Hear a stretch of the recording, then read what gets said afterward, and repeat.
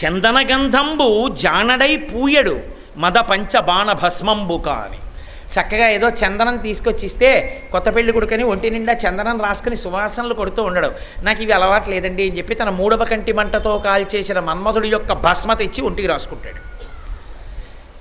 పైగా అన్నిటినీ మించి పూల దండలు భోగియై తురమడవు వెలలేని రేయింత వెలుగు కాని.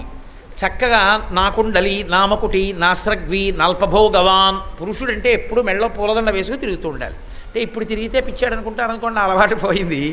కానీ యథార్థానికి పురుషుడు ఎప్పుడూ మెళ్ళో పూలదండతో ఉండాలి అని శాస్త్రం. కాబట్టి ఆయన మెళ్ళో పూలదండ వేసుకోడు, ఎప్పుడు ఆ చంద్రవంకని తెచ్చి ఇక్కడ నెత్తి మీద పెట్టుకుని కూర్చుని ఉంటాడు. ఇక్కడ విచిత్రంగా ఉండదు. అలా కూర్చుంటే ఎవరైనా కూర్చుని నెత్తి మీద చంద్రుడిని నెట్టు కూర్చున్నాడు అనుకోండి, నెత్తి మీద చంద్రుడు, 3 కళ్ళు, ఒంటి నిండా పాములు, ఆ మదపంచబాణ భస్మ. ఏమిటి ఇంట నుండనొల్లడులుకొలలో కాని. ఇంట్లో ఉండడు, ఆయనకు ఒక ఇల్లు లేదు, శ్మశానంలో ఉంటాడు. ఇంట నుండనొల్లడులుకొలలో కాని ఎనయ సింహం ఎక్కడ ఎద్దు కాని. పోనీ నీ దగ్గర సింహం ఉంది కదా రండి, ఎందుకంటే ఆ ముసిలిద్దు పాపం రండి హాయిగా ఈ సింహం మీద వెళ్ళిపోదామంటే అబ్బెబ్బెబ్బే నా వాహనం అని చెప్పి ఆ ఎద్దే ఎక్కుతాడు. ఎనయ సింహం ఎక్కడ ఎద్దు కాని. ఇంట నుండనొల్లడులుకులలో కాని. ఇంట్లో ఉండడు, శ్మశానంలో ఉంటాడు. నేను మీతో మనవి చేసే ఇతపూర్వమే అనుశాసనిక పర్వంలో ఆయనే చెప్పాడు పార్వతీదేవితో ఎందుకుంటాడో శ్మశానంలో. ఆయన శ్మశానంలో ఉండకపోతే ఉగ్రభూతములన్నీ వచ్చి లోకంలో పడిపోయి ఇళ్లల్లోకి ప్రవేశించి కూర్చుంటాయి. ప్రతిరోజు వస్తాయి. మా ఇంటికి రావండి అనకండి, మీ ఇంటికి వస్తాయి, అందరిళ్ళకి వస్తాయి. అందరిళ్ళకి వచ్చి ప్రాతకాలంలో సూర్యోదయాత్పూర్వం నిర్మాల్యం తీయని వాళ్ళ ఇల్లు ఎక్కడుందో వెతుక్కుని ఆ ఇంట్లోకి వెళ్ళి ఆ ఇంట్లో పూలకి తీసేస్తాయి.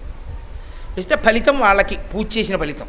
దేవాలయంలో ప్రదక్షిణం చేస్తూ వెనక గోడకెళ్ళి ముట్టుకున్నా తల తాటించినా మీరు చేసిన ప్రదక్షిణ పుణ్యం రాక్షసులకు వేస్తారు. ఎందుకంటే రాక్షసులు దేవాలయంలోనే ఉంటారు, ఇంట్లోనే ఉంటారు. అందుకే ఉత్తిష్టంతు భూత పిశాచాహ, మీరు లేచిపోండి, మీకు మాకు గొడవేం లేదు, మేము ఏదో దేవుణ్ణి పూజ చేసుకుందాం అనుకుంటున్నామని చెప్తున్నాం.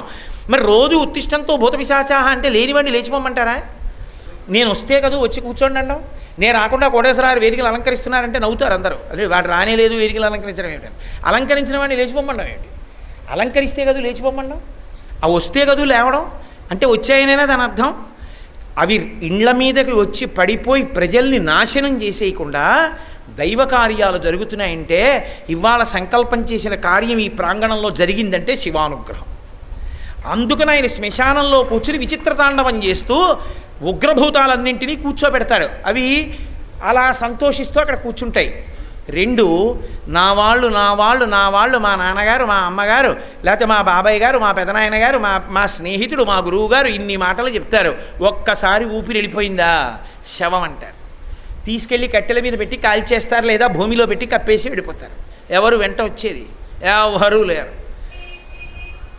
అప్పుడు నేనున్నానురా బెంగపెట్టుకోకని తోడుండడం కోసమని ఏడుస్తూ వెళ్ళిపోయిన వాళ్ళు భయపడుతూ నిలబడితే ఒంటరితనాన్ని తట్టుకోలేకపోతే బెంగపెట్టుకోకు నేనున్నానని చెప్పడానికి ఆయన ఒక్కడే శ్మశానంలో కూర్చుని ఆదుకుంటాడు. అందుకునున్నాడు శ్మశానంలో, చేతకానివాడై కాదు. పార్వతీదేవికి చెప్పాడు నాకేమి కైలాసం ఉంది, అందుకు కూర్చుంటూ ఉంటాను శ్మశానంలో అన్నాడు. సంవసింతు మహాశ్మశాన భూములనేకాన నేనుంట మహాశ్మశానమయ్యే. కాశీలో అవిముక్తపురిగా ఎప్పుడు తిరుగుతూ ఉంటాను. ఇక్కడే వైశ్వేదేవం చేసిన బ్రాహ్మణులు పెట్టినటువంటి అన్నం తింటూ ఉంటాను. అందుకే కాశీ మహాశ్మశానం సంకల్పంలో.